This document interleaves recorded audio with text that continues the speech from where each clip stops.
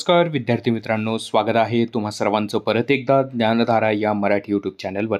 तर विद्यार्थी मित्रांनो, आज तारीख आहे 27/10/2025 आणि आजच्या दिवसाच्या जेवढ्या काही महत्त्वाच्या चालू घडामोडी बनत आहेत त्या सर्व अगदी विश्लेषणासहित आपण या व्हिडिओमध्ये घेतलेल्या आहेत. या व्हिडिओची PDF तुम्हाला मिळवायची असेल तर त्यासाठी टेलिग्राम चॅनल जॉईन करायचं. अगदी मोफत तुम्हाला PDF उपलब्ध होऊन जाईल. लिंक तुम्हाला डिस्क्रिप्शन बॉक्समध्ये या ठिकाणी दिलेली आहे. विद्यार्थी मित्रांनो, व्हिडिओला सुरुवात करण्यापूर्वी तुम्ही जर चॅनलवर नवीन असाल तर सबस्क्राईब करून घेऊ शकता. महाराष्ट्रातील सर्व स्पर्धा परीक्षासाठी उपयुक्त अशा चालू घडामोडी रोजच्या रोज आपण आपल्या चॅनलवर व्हिडिओच्या माध्यमातून तुमच्यापर्यंत पोहोचवत असतो. तर सुरुवात करूयात आपण आजच्या व्हिडिओला. विद्यार्थी मित्रांनो, पहिला प्रश्न आहे आपला या ठिकाणी की ग्लोबल फायनान्सचे 2025 मध्ये जगातील सर्वोत्तम ग्राहक बँक म्हणून कोणत्या बँकेला घोषित केले आहे? बघा, ग्लोबल फायनान्सनं 2025 मध्ये जगातील सर्वोत्तम ग्राहक बँक म्हणून कोणत्या बँकेला घोषित केलेले आहे, अशा प्रकारचा प्रश्न आहे आपला या ठिकाणी. तर बघा, योग्य उत्तर असणार आहे स्टेट बँक ऑफ इंडियाला या ठिकाणी ग्लोबल फायनान्सने जगातील सर्वोत्तम ग्राहक बँक म्हणून या ठिकाणी घोषित केलेले आहे. योग्य उत्तर आपलं असणार आहे पर्याय क्रमांक बी, स्टेट बँक ऑफ इंडिया.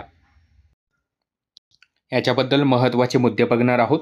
जगातील सर्वोत्तम ग्राहक बँक 2025चा पुरस्कार स्टेट बँक ऑफ इंडियाला मिळालेला आहे. सोबतच भारतातील सर्वोत्तम बँक 2025चा पुरस्कार सुद्धा स्टेट बँक ऑफ इंडियाला या ठिकाणी मिळालेला आहे. त्याच्यानंतर प्रश्न क्रमांक पुढचा बघणार आहोत. प्रश्न दुसरा आहे आपला, रोहित शर्मा हा एकदिवसीय क्रिकेटमध्ये भारतासाठी सर्वाधिक धावा करणारा कितवा खेळाडू ठरला आहे? तर बघा, योग्य उत्तर असणार आहे पर्याय क्रमांक डी. रोहित शर्मा हा एकदिवसीय क्रिकेटमध्ये भारतासाठी सर्वाधिक धावा करणारा हा तिसरा खेळाडू या ठिकाणी ठरलेला आहे. मग पहिल्या क्रमांकावर कोण आहे? आपल्या सर्वांना माहिती आहे सचिन तेंडुलकर, ठीक आहे, मास्टर ब्लास्टर म्हणून यांना ओळखलं जातं. विराट कोहली, ठीक आहे, दुसऱ्या क्रमांकावर आहेत आणि रोहित शर्मा तिसऱ्या क्रमांकावर आहेत एकदिवसीय क्रिकेटमधील धावांच्या बाबतीत, ठीक आहे. त्याच्यानंतर बघा, प्रश्न पुढचा आहे आपला, नासाने शोधलेल्या पृथ्वीच्या दुसऱ्या तात्पुरत्या चंद्राचे नाव काय आहे? तर बघा, नासाने पृथ्वीचा एक तात्पुरता चंद्र शोधलेला आहे आणि या चंद्राला नाव देण्यात आलेलं आहे नासाकडून. मग ते नाव काय देण्यात आले आहे, अशा प्रकारचा हा प्रश्न आहे.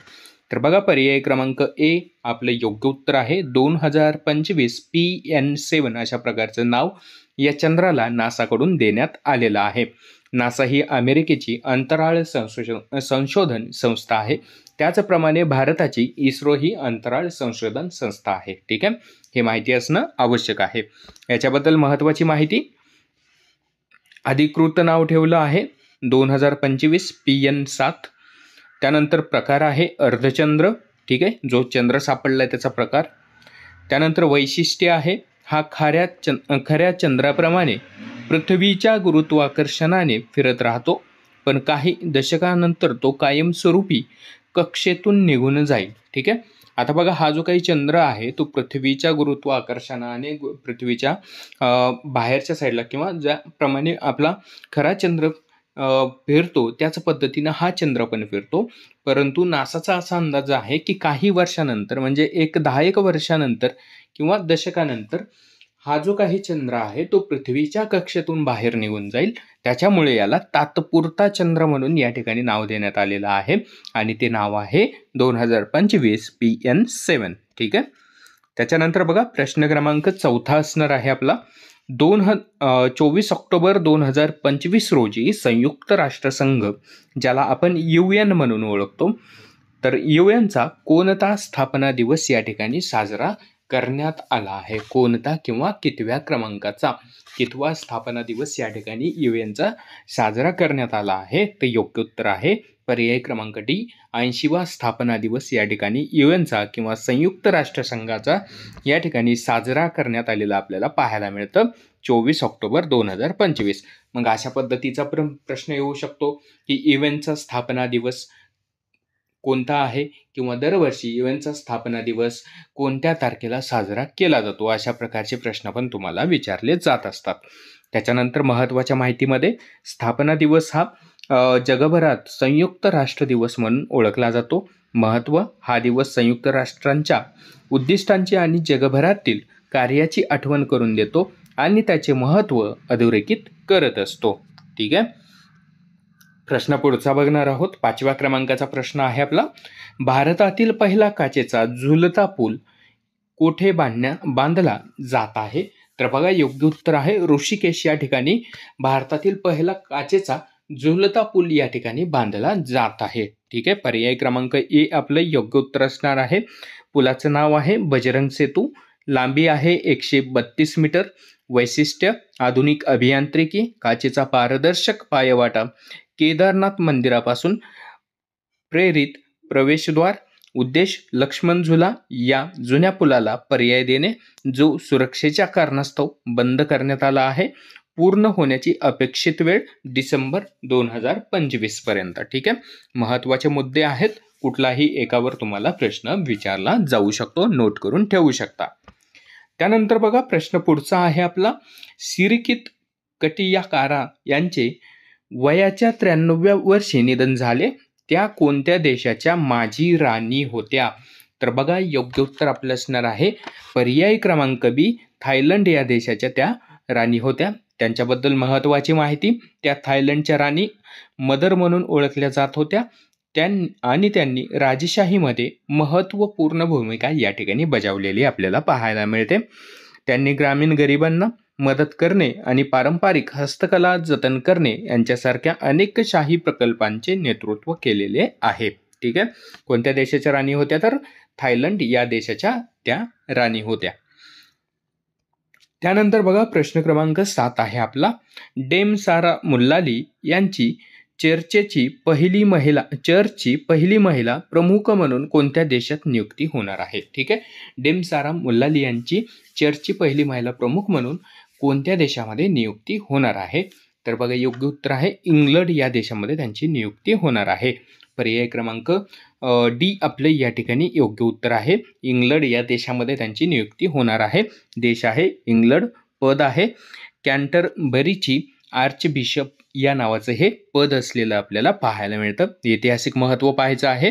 या नियुक्तीमुळे चर्च ऑफ इंग्लंडच्या इतिहासात पहिल्यांदाच एखादी महिला या पदावर नियुक्त झालेली आहे किंवा होणार आहे. त्याच्यामुळे या प्रश्नाला थोडंसं जास्त महत्त्व प्राप्त झालेलं आपल्याला पाहायला मिळतंय. ठीक आहे. त्याच्यानंतर प्रश्न क्रमांक पुढचा आहे 8व्या क्रमांकाचा प्रश्न आहे आपला, PM श्री स्कूल योजनेत सामील होण्यासाठी कोणत्या राज्याने अलीकडेच केंद्र सरकारसोबत भागीदारी केलेली आहे? ठीक आहे. अशा प्रकारचा प्रश्न आहे. योग्य उत्तर आपलं असणार आहे बघा, केरळ या राज्याने केंद्र सरकारसोबत भागीदारी केलेली आपल्याला पाहायला मिळते. पर्याय क्रमांक बी हे त्याचं योग्य उत्तर असणार आहे, केरळ. याच्याबद्दल महत्त्वाची माहिती, नुकतेच केरळ सरकारने या योजनेत सहभागी होण्याचा निर्णय घेतला आहे, ज्यावर राजकीय मतभेदही आहेत. त्यानंतर ओडिशा सरकारनेही योजना लागू करण्यासाठी केंद्र सरकारशी हातमिळवणी केलेली आहे. त्यानंतर तमिळनाडू मार्च 24 तमिळनाडू सरकारनेही या योजनेच्या अंमलबजावणीसाठी केंद्र सरकारशी सामंजस्य करार केलेला आहे. तर बघा, आतापर्यंत हे 3 राज्यांनी सामंजस्य करार केलेला आपल्याला पाहायला मिळतं आहे. त्यानंतर बघा, प्रश्न पुढचा आहे आपला 9व्या क्रमांकाचा प्रश्न आहे, हवाई दलाचा सराव ओशन स्काय 2025 खालीलपैकी कोणत्या देशामध्ये आयोजित केला जात आहे? तर योग्य उत्तर आहे पर्याय क्रमांक बी, स्पेन या देशामध्ये आयोजित केला जात आहे. तर बघा, हा जो काही युद्धाभ्यास आहे तो स्पेनमध्ये आयोजित करण्यात आला होता.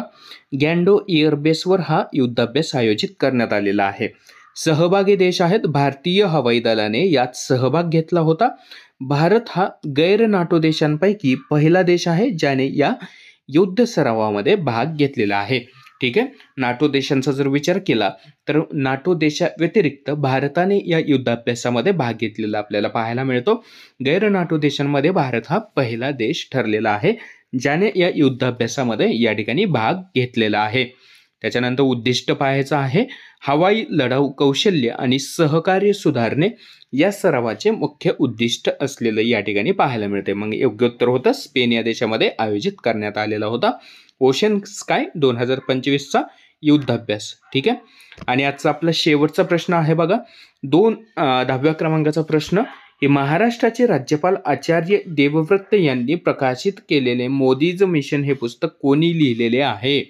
तर बघा योग्य उत्तर आहे या ठिकाणी बर्जेस देसाई यांनी हे पुस्तक लिहिलेलं आपल्याला पाहायला मिळतं. पर्याय क्रमांक सी आपलं योग्य उत्तर असणार आहे. यांनी मोदीज मिशन नावाचं हे पुस्तक लिहिलेलं आहे, जे की 2025 मध्ये प्रसिद्ध झालेला आहे. व्हेरी IMP मध्ये हा प्रश्न ठेवायचा तुम्हाला. येणाऱ्या परीक्षांमध्ये याच्यावर नक्कीच तुम्हाला प्रश्न परीक्षेमध्ये आलेला दिसेल. ठीक आहे. त्याच्यानंतर